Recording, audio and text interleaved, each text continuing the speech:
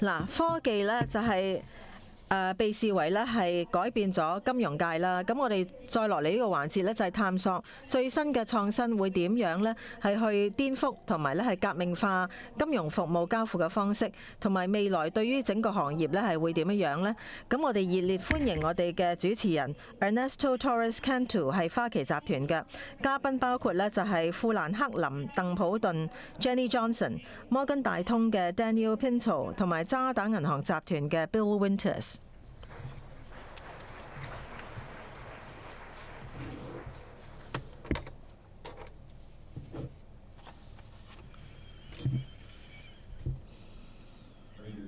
好，各位下午好啊！咁啊，多謝金管局同埋 Eddie， 就係咧主辦咗呢一個咁精彩嘅活動啊！嚇，咁喺香港呢，已經係123年㗎啦嚇。咁我哋呢，就一路見證住呢佢嘅轉型啦，佢嘅創新性同埋佢嘅適應。咁其實呢樣嘢呢，亦都係再一次肯定會發生㗎啦。咁講返科技，同埋喺今朝呢，我哋呢都暫時仲未講到 AI 嚇。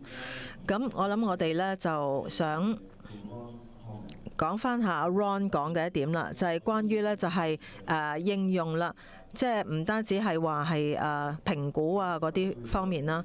咁我哋首先呢就係同阿 Jenny 傾下先。嗱，Jenny AI 呢就係點樣係改造業務嘅營運呢？喺你嘅公司。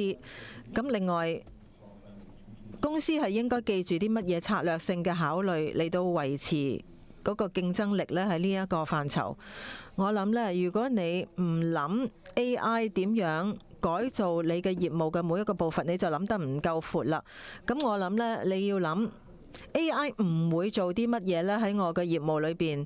咁我哋如果做嘅話，可以係增值呢。咁其實個挑戰總係關於科技，任何嘢，任何人一睇嘅時候就係話可以令你今日做嘅嘢更有效率。你嘅員工手上可以有個工具，佢哋可以開始話俾你知，你點樣可以做到下一個水平嘅改變。咁而家我哋就喺呢個階段呢，就係要諗我哋點樣可以更有效率。RFP 點樣可以用18個鐘頭呢係做第一個草稿，而家14分鐘就得啦。咁我哋嘅投資團隊，你諗下啦，投資團隊呢就係有3個決定嘅啫，買、沽同埋嗰個嘅金額。咁我哋呢就係創造喺投資團隊一啲嘅模型，咁你將團隊嘅哲學放入去，咁然後你睇返歷史性嘅交易嘅數據，當你作決定嘅時候呢，佢就可以挑戰嗰個投資嗰個嘅研究分析師你呢咁樣建議喎，咁但係總係會有偏頗㗎。咁喺分銷嗰方面，你點樣優化你嘅銷售人嘅時間呢？佢哋去探訪咩人呢？咁佢哋係咪有最佳嘅對話呢？嗱，咁你係內部有一啲數據可以提供洞見俾你啦。咁需要時間嚟到去培養呢啲模型啦。咁但係我哋呢係睇返我哋嘅業務嘅每一部分，咁即係譬如話科技亦都創造一啲嘅編碼，咁業務每一部分呢都係嘗試推前去利用更多科技嘅。多謝 Jenny。咁Daniel 其實亦都係講返同樣呢個應用性嘅概念啦。咁你點樣睇佢係點樣演變呢？咁佢係咪淨係一個生產力提升嘅工具，定係更多呢？我諗作為一間大公司、傳統嘅公司啦，咁其實成功嘅方法以我睇起上嚟呢，就係去睇，好似 Jenny 頭先講，公司每一部分都會呢係受到挑戰或者會被轉型。咁但係你點樣諗呢？喺我睇起上嚟呢，就係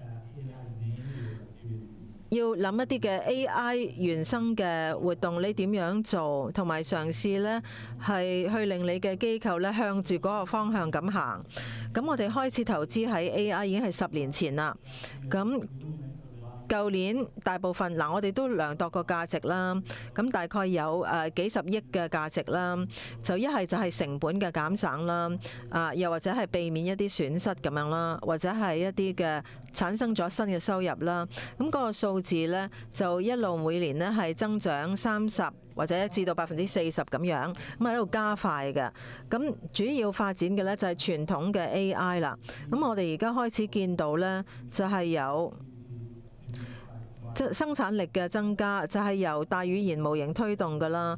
咁可能下一步呢就會係呢個智能體啦。咁啊，另外嗰啲嘢係點樣係增加？唔單止生產力啦，喺營運嘅流程啊、科技啊、呼叫中心啊咁樣，咁仲有一啲關於研究啦，點樣提升能力啦。我哋嘅喺我哋嘅研究員啦，或者啲銀行家，尤其是初級銀行家，佢哋可以變得更有生產力啦。佢哋可以更快咁樣面見顧客啦，就唔淨止話呢係淨係做一啲嘅報告啊，或者做存檔啊，呢啲嘢根本科技都做得到啦咁樣。咁我諗咧，呢個係非常之咧係有改造性。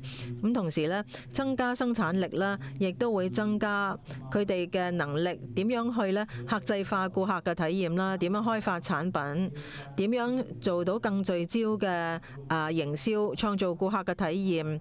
咁顧客真係可以成為一個顧客，咁而且咧可以咧係盡用好喺嗰個顧客身上取得最佳嘅情況，咁成個過程會係好改造性嘅。而家只係個開始，咁肯定會有好多增長，無論喺呢一個收入或者係利潤嗰方面喺未來。Bill，我諗你都似乎好同意 Jenny 同埋阿 Daniel 講嘅意見啦。咁你有冇睇到喺中期嘅時候嘅影響呢？好似之前其他嘅環節所提到嘅，咁或者短期或者喺即時方面會有啲乜嘢影響呢？係，即係話過去、現在、短期、中期、長期咁啊嘛，係嘛？我都同意晒阿 Daniel 同 Jenny 所講嘅嘢啦。咁包括咧就係話我哋而家都投入喺 AI， 喺我哋叫佢做 AI 之前我哋叫佢做數據分析。咁我哋咧就係用佢嚟到咧係做詐騙嘅保護啊，或者係一啲交易監察啊、篩查啊咁樣啦，亦都係一啲大語型模型咁樣啦，好有用㗎。咁喺企業世界，當然我哋對於科技非常興奮啦。如果你回顧過去3年，我哋睇翻銀行周邊有好多數以千計嘅數據科學家，有數以百計嘅 AI 用例。咁我哋咧跟住咧就係暫停一陣，就話嗰個可能係太多啦嚇，因為我哋只能夠咧係一個時間聚焦係幾樣真係重要嘅。咁於是我哋做嘅方法咧就係話，我哋個核心就係一間銀行，只係聚焦去2樣嘢，好簡單嘅啫，就係跨境嘅需要，關於我哋嘅跨國公司嘅顧客，無論係金融機構定係其他公司。另外呢，我哋亦都服務嗰啲富有嘅群眾嘅，主要係喺亞洲啦、中東啦同埋非洲嗰度。咁究竟呢2種主要嘅業務對我哋嚟講有啲乜嘢挑戰呢？咁如果唔係一個挑戰嘅話呢，我哋就會等一下啦。又或者如果有啲嘢我哋需要呢，我哋睇下可唔可以購買呢？又或者我哋亦都可以選擇咧自己去開發嘅。咁其實咧，如果我哋係將呢一件事，即係 AI，如果係將佢優先係作為一個優先項目嚟到發展嘅話咧，我哋咧係可以係自己做一啲係投資嘅。咁但係咧，當時咧，我哋亦都唔覺得呢樣嘢咧係對於我哋嚟講，我哋銀行嚟講咧係完全咧係同我哋嘅存亡有關嘅。咁但係咧，乜嘢係真係一個對我嚟講可能即係一個惡夢嘅話咧，就係如果有一日我醒嚟嘅時候咧，如果發現有一啲嘢咧係極其嘅先進嘅，譬如一個機械人嘅顧問啊咁樣樣，咁其實咧我哋亦都咧係因為呢一種咁樣樣嘅可能性，所謂噩夢咧，所以我哋亦都採取咗行動啊！我哋亦都發展咗呢一啲咁樣樣嘅，譬如機械嘅聊天機械人啊，或者係呢啲 AI 嘅工具啊，所以我哋而家咧亦都係有一啲喺前沿嘅一啲 AI 嘅發展嘅。好啊 Jenny， 跟住落嚟咧，我想問你一個問題咧，係有關代幣化同埋係區塊鏈嘅科技點樣樣去改變呢個金融嘅服務？你喺呢一方面咧，以前咧亦都係有過一啲意見係發表過嘅。咁當中咧，亦都係有一啲機會同埋係一啲挑戰嘅，係咪啊？係啊，第一點咧就係、譬如區塊鏈咧係佢哋唔係全部都係整合嘅，所以整合呢係其中一個我哋要注意嘅。咁另外呢，我哋喺2021年嘅時候呢，就推出咗一個係區塊鏈嘅代幣嘅短期市場基金啊。呢個我哋喺2021年嘅時候已經推出㗎啦。咁可能咧係比我哋一般嘅而家當時現有嘅一啲短期嘅市場嘅基金咧係比較昂貴一啲嘅。咁但係咧，我哋選啱咗嗰個主流啦。咁我哋咧亦都之後咧係優化咗佢，同埋咧亦都係嗰個過程程序嗰度咧，我哋優化咗佢。因為呢啲係代幣啊，咁亦都需要啲人咧有一個係電子錢包先至可以用到呢啲代幣㗎。咁我哋亦都喺度講緊區塊鏈係可唔可以係大眾化咧咁樣啊？包括咧係科技嗰度係咪可以做到呢樣嘢，有足夠嘅基建係建成咧咁。而家咧，我哋今日咧亦都喺度講緊所謂傳統嘅金融嘅世界同埋呢個數字資產嘅世界。其實而家佢哋先至兩者啱啱咧先至喺度共用嘅咋。咁即係話一啲數字嘅資產嗰方面呢，而家先至啱啱開始專有化。但係我自己咧就覺得喺呢個基建嗰度，即係金融服務嘅基建嗰度咧，將來咧係完全會受區塊鏈咧所替代嘅。哇！呢一個好大膽嘅一個講法。好啊，我又想問下你啦。係喺過去一年呢，大概你係或者係幾年裏邊，你喺數字資產嗰方面嘅演進呢？你哋嘅公司嘅角度係點呢？係啊，比特幣嗰方面呢，係對於我個人嚟講呢，佢變成咗一個係資產嘅類別。我嘅擔憂呢，就係嗰啲鑰匙、嗰啲鎖匙咧，如果係被失竊嘅話咧，咁就可能資產咧係被偷竊嘅。咁而事實咧，亦都係咁樣。咁佢實在係一個資產嘅類別嚟嘅，比特幣。但係佢本身唔係一個係儲存價值嘅一個方面嚟嘅，佢係一個支付嘅方法，而且佢係比較昂貴嘅。咁呢個就係比特幣嗰方面啦。但係個科技呢，其實我哋呢已經係努力咗好多年。我哋喺2019年呢已經係推出所謂 JP Morgan 嘅幣啦。咁以至到一啲係JP Morgan 嘅錢幣啦，喺我哋嘅客戶嗰方面呢，係可以用上佢啊，作為一個好有效嘅工具呢，去優化佢哋嘅付款啦，同埋佢哋嘅資金流嘅。好多嘅客戶呢，其實都喺度用緊，用得好好添。咁同埋我哋亦都同第啲銀行呢係合作啊，令到佢哋呢係可以喺銀行之間嘅互相支付呢，可以有24/7嗰個網絡。包括喺新加坡嘅銀行咧，我哋都有嘅合作嘅。而家咧，我哋亦都係有啲新嘅嘗試，就係喺一個公眾嘅區塊鏈嗰度咧，係做一啲嘗試，就好似 Jenny 頭先所講啦。我哋嘅錢幣咧或者代幣咧，放喺呢一個新嘅嘗試嘅平台上邊，然之後睇下佢嘅表現啦。咁另外咧就係存款啦，代幣化嘅存款咧，亦都係令到銀行嘅界別啦係更加同埋呢個加密嘅空間咧係更加多嘅共融性嘅。咁資產嘅數字化咧，實在係一個增長嘅勢頭嚟嘅。咁我哋睇下喺銀行嘅監管嗰度咧，當然呢度係有一啲係挑戰嘅，因為喺監管嗰度咧對於公眾嗰個同埋係資金嗰個強度係咁大咧，所以呢係喺譬如就喺美國啦，穩定幣嗰方面呢，就有一啲係特性呢，係未必一定根據 Basel 嘅要求或者監管嚟到設計㗎。所以呢，就係譬如話喺啲跨境嘅支付方面呢，係更加多人係用上，咁佢嘅價值亦都係更加高嘅。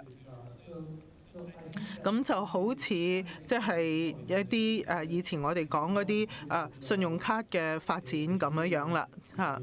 咁好似 Jenny 頭先咁講啦，係比特幣咧，其實而家個發展咧係一個演變中嘅科技嚟嘅。Ethereum 咧係發展得或者可以講係更快，但係我就話，如果係挑戰嘅話呢，就可能係我哋而家究竟喺個市場嗰度點樣去做交易啊？可能呢一個係需要時間先至可以發展到某一個程度，令到啲銀行呢係有足夠嘅監管啦，同埋運作呢，令到呢一個生態環境呢可以好實在咁樣發展得好大嘅。阿 Bill 啊，我想問下你呢，係穩定幣同埋係代幣嘅發展嗰度呢，你係有好多嘅想法嘅，亦都係發過聲嘅。你可唔可以講下呢個你見到未來嗰個寬度同埋深度呢？喺呢一方面嘅市場？係啊，而家呢個市場呢係比較細嘅。而家 DeFi 舊年DeFi 嘅規模係27個萬億美元啊，其實唔係咁細㗎。你頭先話細係嘛？其實唔係咁細，其實係多過 Mastercard 同埋 Visa 夾埋嘅個交易量，唔細㗎。事實係啊，係喺加密嘅世界嗰度咧，其實好似 Daniel 咁樣講，嗰個科技咧係一樣嘅，係由加密變成 TradFi 嗰個空間，其實係類似嘅科技嚟嘅。咁貨幣咧，我相信咧係或者金錢咧，經過一段時間之後呢，將會根據呢一個全新嘅基建呢，係會完全電子化，完全嚇。所以由而家到嗰個時候，大家都唔知道究竟會點樣演變，嗰個過程會係點樣。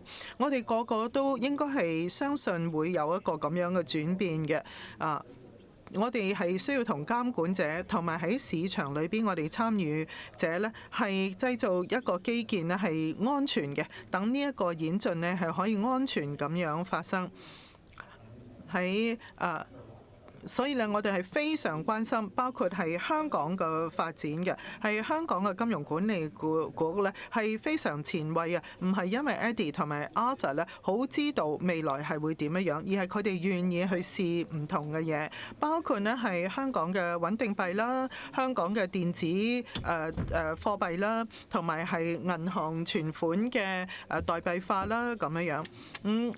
所以呢一啲咧真係好值得去試驗嘅地方嚟㗎，咁亦都係喺呢度向前行前進嘅方面。咁最緊要咧就係犯嘅錯誤咧，唔會令到成個系統咧帶嚟太大嘅代價。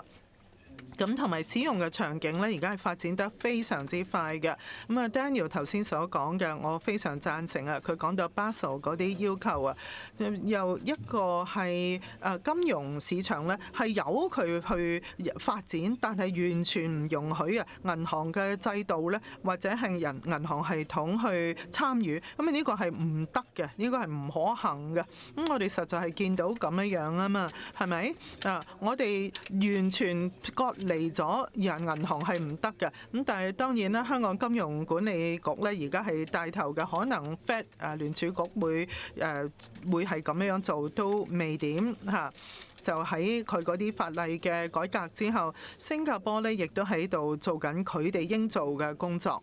當中嘅機遇咧就係將嗰啲銀行帶翻去個呢個系統裏邊，即係呢個系統喺度擴大得太過分嘅時候，容納翻銀行入嚟，咁先啱㗎。好啊，我哋睇下未來啊。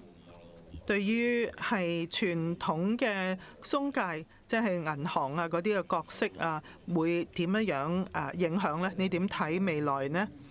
我諗喺支付方呢，如果我哋假設呢，就就係如果市場唔係太過零碎嘅話呢，我相信呢穩定幣係有一個角色嘅，係一個亦都係相當有效喺全球嘅支付嘅系統嗰度，即係將錢由一個地方移去另外一個地方，佢係有效嘅。咁啊，另外呢，就係如果到咗某一點啊，就係譬如話喺監管嗰方面啦，係可能會係改變咗我哋而家嘅一啲做法喺市場之間嘅支付嗰度。即係其實呢，而家係太早啦，我哋都唔知道將來實質個演變會係點樣。我哋淨係知嘅呢，就係而家呢嗰個拐點已經係來臨，我哋係需要做試驗，呢啲試驗呢係要多年咁樣進行嘅，亦都係要加強升級呢一個嘅發展。即係好似頭先有人咁講過啦，不單止係喺呢啲非受監管嘅方面，應該係俾呢啲非受監管嘅即係嘅發展呢係加以監管嘅，咁樣大家都會安全一啲。所以我哋而家仲係早啊，仲有好長嘅路要行，但係而家已經到咗一個真實係有發展嘅開端啦。Jenny， 你又點樣睇銀行同埋非銀行嘅合作呢？佢哋合作得夠嘛？定話係唔夠呢？去達到呢個係譬如穩定幣啊，同埋係代幣嘅發展啊咁樣樣。我其實想講區塊鏈啊，係啊，係穩定幣呢，其實係一個用場而已，有好多唔同嘅用場嘅喺區塊鏈嗰度。嗱，你頭先講到點樣影響到銀行？呢個係咩科技呢？呢個科技呢，其實呢就係一個記錄，好清晰嚇，冇爭議，係邊個擁有嗰啲資產。而當中呢係有好多嘅數據啦，同埋對手嘅數據啦，大家係核對嘅。咁所以呢，呢個係同對手呢係有一個真實嘅一個記錄啊，喺交易嗰方面嘅記錄，你唔需要擔憂對方係邊個，因為呢個係錢包對錢包，我亦都唔需要去譬如 JP Morgan 嗰度去做一個外幣嘅合約，因為我唔需要擔憂對手係邊個啊嘛，因為對手嗰個錢包咧都已經被核准㗎啦嘛，已經喺個白名單裏邊㗎啦嘛，咁所以咧我係肯定會攞到我應得嘅錢嘅。所以咧呢一個就係成個生態系統，如果係都運行嘅時候咧，就會有呢一啲咁樣嘅好處啦。咁即係話喺區塊鏈裏邊咧，你唔需要去再多一層嘅核證啦。咁一個交易啦，譬如話你問我究竟喺邊度附加價值呢？即係銀行就要問呢個問題啦。咁需要一啲時間演進到某一點嘅，但係我呢個區塊鏈呢，肯定會將嗰個成本呢係減低，亦都增加效率嘅。好，你頭先提到呢跨境啊，而家呢，我哋都知道每一個法區呢喺度建立佢哋自己嘅穩定幣啊，同埋呢佢哋嘅儲存嘅貨幣啦，同埋呢係跨境嘅支付嗰方面。你點樣睇呢方面嘅發展啊 ，Bill？ 首先呢Jenny 同埋 Daniel 呢就有佢哋自己嘅諗法。我嘅想法呢係即係預見啫。我覺得呢係跨境嘅支付嗰方面呢，除咗一啲係非常之專業嘅機構之外呢，佢哋係未必咧係其他咧係未必係可以提供24/7嘅實時嘅嘅結算嘅，好多時候咧仲要等譬如啲要星期六啦，咁啊可能要等到星期一啊、星期二啊先至可以結算到有關嗰個支付嘅金額。咁呢啲係跨境嘅支付啦。咁如果係呢啲跨境嘅支付咧，如果係冇監管嘅話咧，其實咧主要咧都係用美元啦，同埋係穩定幣去進行，有好多嘅國家呢，其實呢係唔可以容許咁做嘅，因為好多國家嘅銀行啊，根本佢係冇咁樣嘅批准呢，係監管機構冇俾佢批准呢去係持有穩定幣。咁所以咧喺呢啲咁樣嘅情況咧，就係嗰個跨境嘅支付就要慢啲啦，需要天數多啲啦，時間長啲啦，咁樣。咁嚇，但係好嘅咧，就係當然出嚟嘅時候咧，嗰個清算結算咧係清晰嘅。咁但係有一點咧，就係嗰個數字嘅資產同埋區塊鏈呢，一定呢個支付嘅方法會進入到實體嘅經濟嘅。呢個就係大家要即係預先，譬如監管機構，包括香港金融管理局，就係預先要知道究竟呢一個發展會係點樣，然後將佢塑造，唔係有容許佢就咁自己發生。係啊，我哋頭先所講嘅都係喺未來式嘅，但係其實而家呢個嘅轉變呢已經正在開始啦。